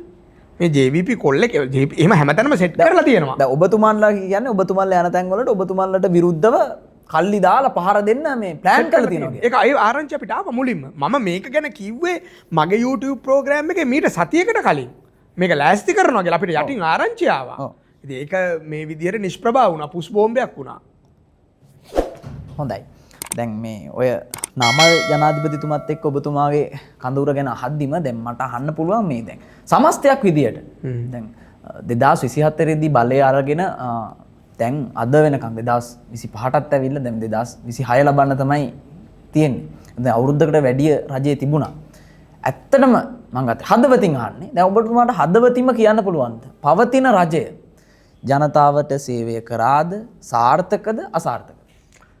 එකන එක මේ මොහොත මේ රටේ රජයක් නෑ සේවය කරන්න ආණ්ඩුවක් නෑ මේක ස්ටේට් ලෙස් තත්ත්වයක තමයි ඉන්නේ ආරක්ෂකංශ වෙන පැත්තක නීති ආධිපත්‍යය තව පැත්තක ජනාධිපතිතුමා තනියම එක පැත්තක මාලිමාව එක සෙට් එකක් වෙන පැත්තක පරණ JVP සෙට් එක ටිල්වින් සිල්වා එක තව පැත්තක ඉතින් මේක අතිශය අවාසනාවන්ත තැනක තමයි රට තියෙන්නේ රජ නිලධාරීන් ෆයිල් එකක් මූ කරන්නේ රජ නිලධාරීන් වැඩ කරන්න බයයි රජ නිලධාරීන්ව හිරේ දාලා ඔය පදනම් විරහිතවද චෝදනා කරන්නේ පදනම මේ රටේ ඇත්ත තත්ත්වය කියන්නේ එච්චර අවාසනාවන්ත තත්ත්වයක තමයි රට තියෙන්නේ මේක රැකගන්න මට ඇත්තටම මම ඔයදන්න මේ වෙලාවේ මගේ ලෝකේ වීරයා කවුද කියලා මේ රටේ නලින්ද ජයතිස්ස මහත්තයා ඔව් මම ඒ කාරණාවට එතුමා තනියම අඟහරුවාදට කැබිනට් ප්‍රෙස් එක අරන් මේ මුළු කුණු සේරම තනියම හැන්ඩල් කරන මිනිහා. ඒ කියන්නේ ලංකාවේ කිසිම කැබිනට් ස්පෝක්ස් පර්සන් කෙනෙක් මෙච්චර කට්ට කාලා නැතුව ඇති.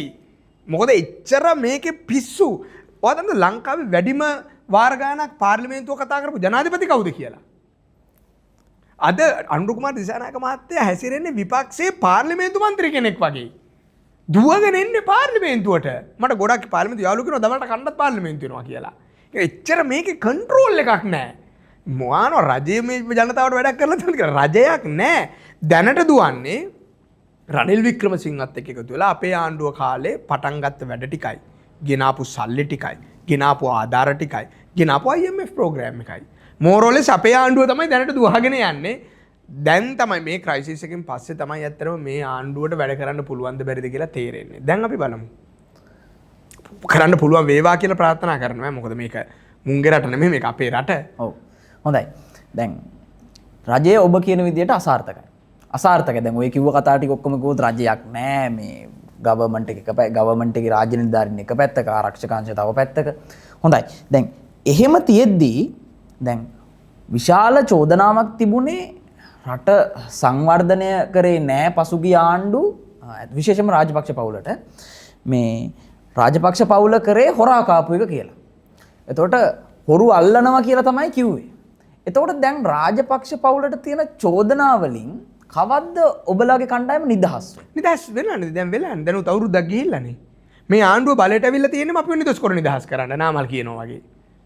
මේක තව ටික දවසකින් ඔයාලා හයි ඕගොල්ලෝ දැන් ඔයාලා කියන්නේ අර මේවයි ස්ක්‍රිප්ට්ද කොට්ටාච්චිලම හඳුන් මොනවාද මේවා දෙන එක ස්ක්‍රිප්ට් ඒ වගේම ඔයාලා තව ටික දවසකින් අපෙන් අහනවා ලාල් කාන්සලා හඳුන් නෙත්ති ලොක්කා අනුකුමල් දිසානායකලා ඔයාලගේ පඹයෝද ඔයාලද ගෙනාවේ මොකද ඉතින් මේ මිනිස්සු මාර මගුලනුනේ මේ මිනිස්සු ඔහේ බලයට එයි කියලා කවදාවත් හිතුවේ නැහැ මේ සෙට් එක කවදාවත් හිතුවේ නැහැ බලයට එයි කියලා ඉතින් කට හැරෙන අතර පට්ටපල් බොරු කීකේ හිටියේ මේ හයිවේ හදන්න එපා කියව මිනිස්සුනේ බල්ලන්ටයි බැල්ලියන්ටයි පාර දෙපැත්ත මාරු වෙන්න බෑ කියලා ඒ જાතිය ජෝක් කර කර හිට මිනිස්සුනේ අද බලය ලැබිලා තියෙන්නේ ඉතින් මේ මිනිස්සු කියපු බොරු ටික මේ අවුරුදු 5ෙම එළිවෙයි දැන් රාජපක්ෂලට තියෙන චෝදනාව තමයි දැන් ඇහැට පේන්න දේවල් කරා මිනිස්සුත් එක්ක. දැන් පාර හැදුවා. ඊට පස්සේ නෙළුම් පොකුණ නෙළුම් කුළුණු හැදුවා. ඉතින් මිනිස්සුන්ට සැකයක් නැද්ද මේවෙන් කොමිස් මුදල් හරි යම් ආකාරයකින් හොරා තියෙනවනේ. ඒ කියන්නේ ඉතින් ඇත්තටම හොරා කෑවනේ. වැඩ නොකරන කයිතන්ලා ඒ කියන්නේ මේ අනුර කුමාර දිසානායකලා ප්‍රමුඛ ගමේ 103 ජෙප්පෝ. ඒ කියන්නේ මල ගෙදරක මගුල් ගෙදරක යන්නේ නැති උන්. මල ගෙදර මගුල් ගෙදර ගියත් ඒකේ තියෙන බුලත් විට ටිකයි බත් ටිකයි නික සරුවත් ටික නිකන් බොණ්ඩ යන්නේ උන්නේ ගමේ ජෙප්පෝ කියන්නේ. ඒ සෙට් එක මොකද කරේ ගමේ? ගම දැන් පාර හැදෙනවා. ගමට කරන්ට් එක දෙනවා. ගමට වතුර ඇවිල්ලා ගමේ මිනිස්සු වාහනයක් ගන්නවා. මෝටර් සයිකලේ ගියප එක කාර් එකක් ගන්නවා. කාර් එකේ ගිය මිනිහා මේ බිස්නස් එකක් පටන් අරගෙන ට්‍රැක්ටරයක් ගන්නවා. එතකොට ගමේ අර 103 ජෙප්පෝ මොකද කරේ? 103 පවත්වාගෙන යන්න. හොරා. සල්ලි කීයක් හරි හම්බ කරගත්තොත් ඌ කුඩුකාරයා කරා. බිස්නස් එකක් පටන් ගත්තොත් එහෙම ඌට කෙලවන විදියක් කල්පනා කරා. රටේ ඔයා කියන්නේ අන්තිමට මේ රට ආව මල්ලි තැනකට සංවර්ධන කටයුත්තක් කරන්න මිනිහෙ පටන් ගන්න බයයි. මොකද සංවර්ධන කටයුත්ත පටන් ගද්දිම ගමේ උන්ගේ ඔළුවට දානවා මේක කරන්නෙම හොරා කණ්ඩ කියලා. මේක කරන්නෙම හොරා කණ්ඩ. ඒ කියන්නේ හොරා කාලා නැහැ. හොරා කාලා තියෙනවා නම් ඇරස් කරන්න පුළුවන්, හිරේ දාන්න පුළුවන්, මේ වං ගෙඩිය දා මොනවාද දඬු කදේ ගන්න පුළුවන් ඕන එකක් කරන්න පුළුවන්. අවුරුද්දන්නේ දැන් බලයට ඇවිල්ලා. පොලිසිය අපේද? හමුදාව අපේද? මට මේ මේ රාජනිලධාරීන් අපේද? ඒක ජනාධිපතිතුමාගේනේ. මට මේව තර්කයක් තියෙනවා හැබැයි. දැන් මට කොහෙදී හරි කවුරු හරි කිව්වොත් හොරා කියලා මම නම් නීතිමය ක්‍රියාමාර්ග ගන්නවා. දැන් රටේ රාජ්‍ය බලයේ තියෙදි ගහලා එලවලා ඊට පස්සේ නැවතත් දේශපාලනය කරන්න ගියාට පස්සේ Facebook වලත් කියන්නේ හොරා කියලා. ඉතින් මම හොරෙක් නෙවෙයි නම් මට පුළුවන් නීතිමය ක්‍රියාමාර්ග ගන්න. ඇයි ඔයගොල්ලෝ නෑ ඒක තමයි මහින්ද රාජපක්ෂගේ වැරද්ද. ඔය මහින්දලා රාජපක්ෂලා ගෝඨාභය රාජපක්ෂලාගේ වැරද්ද ඕක. අපි ඒ කාලෙත් කිව්වා. දැනුත් කියනවා. මහින්ද රාජපක්ෂක අන්තිමට අපි කරපු ඉන්ටර්විව් එකක් තියෙනවා 80 වෙනි උපන්දිනේට. ඒකෙත් මං ඇහුවා.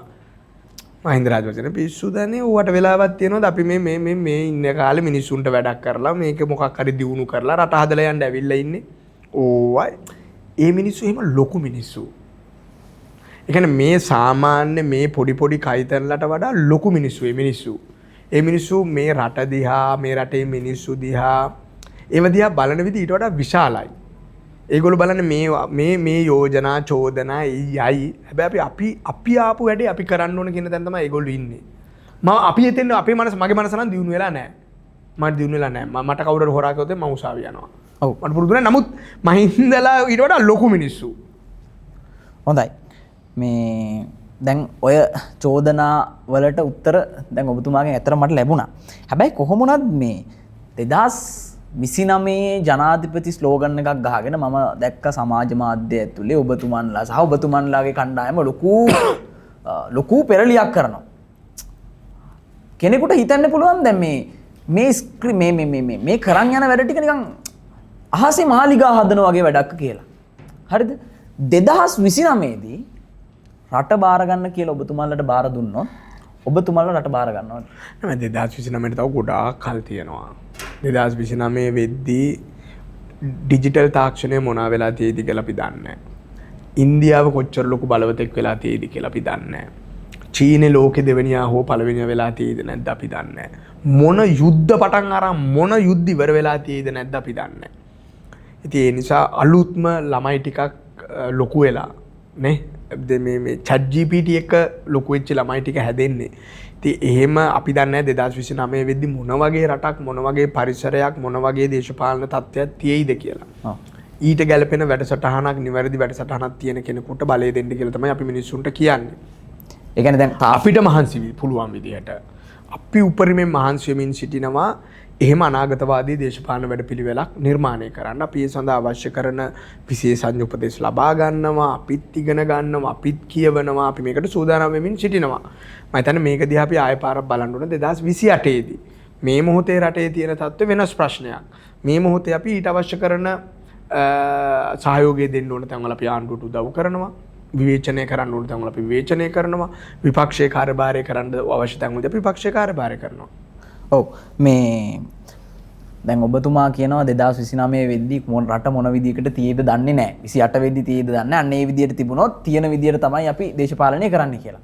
දැන් අතර මගදී හෝ දැන් මම රනිල් වික්‍රමසිංහ ජනාධිපතිතුමා මට මතකයි කිව්වා මේ වැල් පාලමක තමයි දරුව අරගෙන යන්න දුන්නේ. හදිස්සියෙන් හරි වැල් පාලමෙන් දරුව බිමට වැටුණොත් ඔබ හිතන්නේ මෙතනින් පස්සේ ජනාධිපති වෙන්න සුදුසු කෙනා කවුද? අපි ආණ්ඩුවට උපරිම ඒ කියන්නේ ආණ්ඩුව කියන්නේ මේ රාජ්‍යයට උපරිම සහාය දෙනවා. කකුලෙන් අදින්නේ නෑ මේ දරුවා මේක මේ ජෙප්පන්ගේ රටක් නෙමෙයිනේ මේක අපේ රටනේ අපේ ඊළඟ අනාගත පරම්පරාවලත් මේ රටේ ජීවත් වෙන්න එපයි. ඔයයි මාත් මේකේ කාලේ ඉඳලා ඉන්න එපයි. එහෙනම් මේ රට වට්ටන්න කකුලෙන් අදින්න මිනිස්සු පාරට ගෙනියන්න මේ ගෙවල් ගිනි තියන්න කවදාවත් ඔබතුමාලා එක් කරන්නේ නැහැ. ඩෙෆිනිට්ලි නෑ. ඒ දේශපාලනේ අපිට සම්බන්ධ මොකෙක් හරි කරනවා අපි එතනින් අයින් වෙනවා. මේක මේ ජනාධිපති මන්දිරය වඩන්න බඩු කුඩු කරන්න පාර්ලිමේන්තු ගිනි තියන්න යන්න ඒ ගොම්පාට් කරන්නේ අපි කිසි දෙයකට බය වෙන්න එපා. මේගොල්ලන්ට කිසි ප්‍රශ්නයක් නැහැ. මෙයාලට තියෙන වැඩේ හරියට කරගෙන යන්න. ඔබතුමාලා වගකීමෙන් කියන හැමෝටම වෙන්න දෙන්නෙත් නැහැ. නෑ අනිවාර්යෙන් නෑ. ඒ විනාශය මේ ත්‍රස්තවාදීන්ගේ දේශපාලනේ අපි කරන්නෙත් නෑ කරන්න දෙන්නෙත් නෑ. දැන් පසුගිය වර්ෂවල අයට තිබිච්ච ලොකුම චෝදනාව තමයි මේ දූෂණය තිබුණා. වංචාව තිබුණා. හැබැයි 2024 අපි පත් කරපු ආණ්ඩුව ඇතුලේ කොහොමවත්ම දූෂණය නැහැ. වංචාව නැහැ. මිනිස්සුන්ට ඇල්ලතුර බේති කියලා ඇල්ලතුර කියලා විද්දා. ඊට පස්සේ මිනිස්සු වාහනවල අවභාවිතා කරා. රජේ ගොඩනැගිලි අවභාවිතා කරා. දැන් මිනිස්සුන්ට තියෙන මතයක් මේ රටේ දේවල් රාජ්‍ය දේපල නාස්ති වෙන්නේ නැහැ. අවභාවිතා කරන්නේ නැහැ. මිනිස්සුන්ට හරියට පහසුකම් ටික ලැබෙනවා කියලා. දැන් ඒක පිළිබඳව ඔබතුමා දරන මතය මොකක්ද?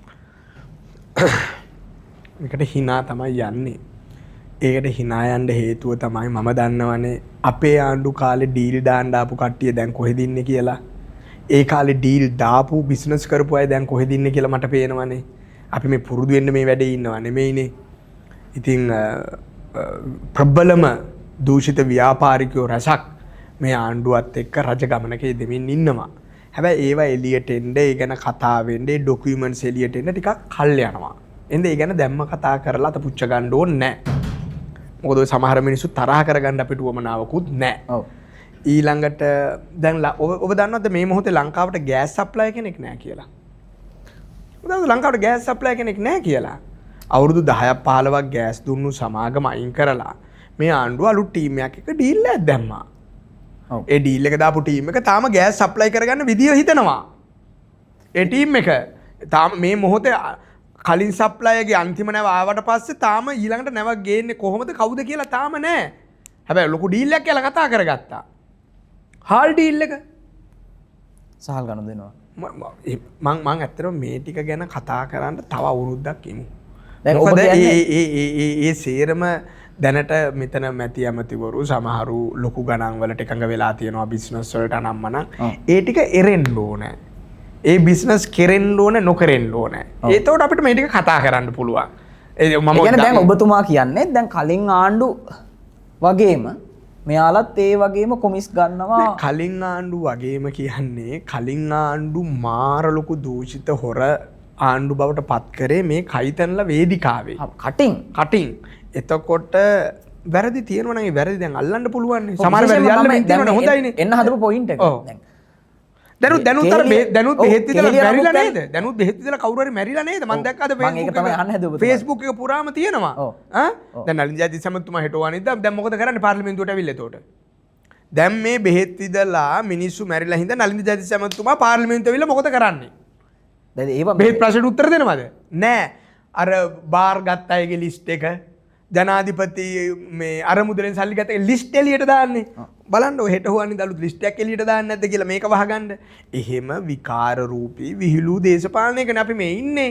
අපි දැන් බලමුකෝ අපි. එතකොට මේ බාල බෙහෙත් ගෙනල්ලා තියෙන්නේ මේ ආණ්ඩුව මැදිහත් වෙලාද නැත්නම් ඔය කලින් ආණ්ඩුව වලින් ගෙනාවු බෙහෙත්? දැන් මේ ආණ්ඩුව මැදිහත් වෙලා කියලානේ කියන්නේ. දැන් මේවා ගැන අපිට කතා කරන්න බෑනේ නිවැරදි තොරතුරු අංකිලක් ගන්න නැතුව Facebook එකේ ගිය පළියට. එතකොට මේ ආණ්ඩුව ඇවිල්ලා අවුරුද්දක්නේ. එතකොට මේ ආණ්ඩුවෙන් ප්‍රොකියුමන්ට් වෙලානේ. මේ ආණ්ඩුවෙන් ටෙන්ඩර්ස් උනානේ. ඒ සප්ලයිස් පිළිබඳ මේ ආණ්ඩුවට අවබෝධයක් තියෙන්න එපැයි. දැන් ඇමතුමාට අත හොද ගන්න බෑනේ මේවා නිලධාරීන් කරේ කියලා. එහෙනම් කෙහෙලි රඹුක් කල් හිරියන්න විදිහක් නැහැනේ. ඒ හින්දා අපි ඊටාම අවධානයෙන් අපි බලාගෙන ඉන්නවා. විපක්ෂයක් විදිහට ක්‍රියාමාර්ග ගන්නවා. අනිවාර්යයෙන්ම අපි බලාගෙන ඉන්නවා මොකද වෙන්නේ කියලා. මේ ඒ විතරක් නෙමෙයි මේ බෙහෙත් ප්‍රශ්න විතරක් නෙමෙයි තව ගොඩාක් රටේ ප්‍රශ්න ගොඩනැගෙමින් තියෙනවා. ගොඩාක් ව්‍යාපාරිකයෝ ඇවිල්ලා අපිට පැමිණිලි කරනවා. එක ව්‍යාපාරිකයෝ කණ්ඩායමක් එක්ක විතරක් ආණ්ඩුව බිස්නස් කරගෙන යනවා කියලා. හැම පැත්තටම දැන් ආණ්ඩුවක් බලයට ආවට පස්සේ මේ ව්‍යාපාරිකයොත් එක්ක ඇත්තටම ඩීල් තියනවද? දැන් මෙහෙමයි ලංකාවේ දේශපාලනයේ තියෙන ඉතාම නරක තැනක් තමයි මේ මනාප ඡන්ද ක්‍රමය. මේ පක්ෂ දේශපාලනේ මනාප චන්ද්‍රක්‍රමයෙන් වෙලා තියෙන්නේ ලෝකෙ කොහෙවත් නැහැ මෙහෙම චන්ද්‍රක්‍රමයක්. මාර රටක් මේක. මේ ඉතින් මේ චන්ද්‍රක්‍රමය ඇතුලේ බොහෝ ඉහළ පෙළේ දේශපාලඥයෝ ව්‍යාපාරිකයන්ගෙන් තමයි යැපෙන්නේ. ඒ කියන්නේ දේශපාලන බලයට එන්න නැතුව ඡන්ද ඉල්ලන්න බෑ. ඔව් දේශපාලන බලයට එන්න ලොකු වියදමක් කරන්න. ඊට පස්සේ ඒගොල්ලෝ බලයට ආවට පස්සේ ඒ වියදම් කරපු මුදල ගෙවා ගන්න විදිහක් බලන්න ඕන ව්‍යාපාරිකයන්ට. ඔව්. ඊළඟ ඡන්දෙට සල්ලි හොයා ගන්නත් එපයි. ඔව්. නේ? ඔව්. මාර ඩබල් වෙනවා ඒකට වැඩි. ඒ විතරක් නෙමෙයි මේ චන්ද්‍රක්‍රමයේ තියෙන ප්‍රශ්න හින්දා මේ නිර්මාණය වෙලා තියෙන දේවල්. ඊළඟට ලංකාවේ ආණ්ඩුව බිස්නස් ගොඩක් කරනවා. අපි දිගින් දිගට මේකට විරුද්ධ වෙන්න කෙනෙක් මම. ඔව්. ආණ්ඩුව ගොඩාක් බිස්නස් කරනවා. ඉම්පෝර්ට් එක්ස්පෝර්ට් කරන එකට ආණ්ඩුව මැදිහත් වෙනවා. දැන් එක බඩුවකට එක කඩයක් සංකල්පය යටතේ දුඹුරු හාල් වලට විතර වෙනම කඩයක් දැම්මනේ. සුවේන්ද්‍රනාත් ලෝක ලොකුම විහිළුව. ඉතින් මේ ආණ්ඩු බිස්නස් කරපුවාම වෙන්නේ ආණ්ඩුව ඒකේ සප්ලයි චේන් එක තියෙන අනිත් අයත් එක්කනේ. ඒතකොට ආණ්ඩුවට හැම වෙලේම අනිත් අයත් එක්ක බිස්නස් කරන්න වෙනවා. ඒතකොට තමයි මේ දූෂණය වංචාව දෙන්නේ. ඊළඟ මේක තාම ඩිජිටලයිස් කරන්න දුන්නේ නැහැ. මේක ඩිජිටලයිස් කරන්න අපි අවුරුදු ගාණක් හදනවා. ජෙප්පෝ ඩිජිටලයිසේෂන් වැඩේ හැමදාම කඩාකප්පල් කරා. ඔබතුමන්ලා බලයකට ආපු කාලෙක ලෝක ඩිජිටලයිසේෂන් කළා. නෑ. ඩිජිටලයිසේෂන් වැඩේ දැන් මේ ආණ්ඩුව කළ යුතුමයි. කළ දන්නවා. එකක් මුන්නේ මේකට දුන්නේ. ඒක මුන්දාමල මේවා කරගන්න ඕනේ. දැන් මේ වැඩේ කරන්න දාලා ලංකාවේ හොඳ මිනිහනේ සීට් එකට ඇවිල්ලා ડોક્ટર ආසිලිසු. මට මේ සබ්ජෙක්ට් එක සම්බන්ධයෙන් ලොකු ප්‍රොස්පෙක්ට් එකක් තියෙනවා. डॉक्टर हाथ से करंट बहना आगे करंट आया ऐसे क्या कोई काम और नहीं तो ऊपर में सहाय देना ऊपर में सहाय අපි සහාය දෙනවා අපි ඉන්දියාවට කොයි දේ ප්‍රින්ට් ලයින් එකට සපෝට් එක දෙන්න කියලා ඉන්දියාවේ තාක්ෂණය දෙන්න කියලා ආණ්ඩුවට අපි කියලා දෙනවා අපි කකුලෙන් අදින්නේ මේක කරන්න කියලා ડોક્ટર හාන්ස්ට මම හම්බෙන හැම වෙලාවකම කියනවා සර් මේක කරන්න අපි උඩරිම පිටිපස්සෙන් ඉන්නවා කියලා මේ අවුරුදු දෙක තුනේ මේක කරලා දානවා මේක කර දැම්මේ නැත්තම් ඔයා කියන්නේ අපි වැද්දෝ වෙනවා ලෝකෙ එන වේගෙන් ඉස්සරහට යනවා. ආය අපේ ආණ්ඩුව වෙනකන් ඉඳලා ඩිජිටල් කරන්න කිව්වොත් එහම ඩිජිටල් කරන්න හම්බෙන්නේ නැහැ. ඒතකොට මේකේ මේ තවත් තව පිටිපස්සට කියන්නේ වැඩි අපි ගොඩාක් පස්සට යනවා. දැන් අපි දැන් ඔය කතා කරපු සාකච්ඡාව අතරතුර දැන් අපි කාල සීමාවත් ඉක්මවා ගිහින් තියෙන නිසා අහන්නම් අවසාන වශයෙන්. දැන් ඔබතුමා සමාජ සේවකයෙක් විදියට, දේශපාලන විචාරකවරයෙක් විදියට, දේශපාලඥයෙක් විදියට රටේ මිනිස්සුන්ට සහ අපේ ඉන්න තරුණ ප්‍රජාවට දෙන්න තියෙන පණිවිඩය මොකක්ද? ඔයා මුලින්ම මේ ප්‍රෝග්‍රෑම් එක පටන් ගද්දි කියපු දේ. ඒ තමයි දේශපාලන සාක්ෂරතාවය කියන්නේ. ඒ කියන්නේ පොලිටිකල් ලිටරසි කියන එක. අනිත් ගොඩාක් ඒ වගේ ලිටරසි කියන එකේ සබ්ජෙක්ට් එක දැන් වෙනස් වෙලා. දාන ඩිජිටල් ලිටරසි කියලා වචනයක් නැහැ දැන්. දැන් තියෙන්නේ ඩේටා ලිටරසි. හැබැයි පොලිටික්ස් සම්බන්ධයෙන් ඒ වචන එහෙමම තාම තියෙනවා. Political literacy. ඒ කියන්නේ දේශපාලන මතවාද පිළිබඳ අවබෝධය.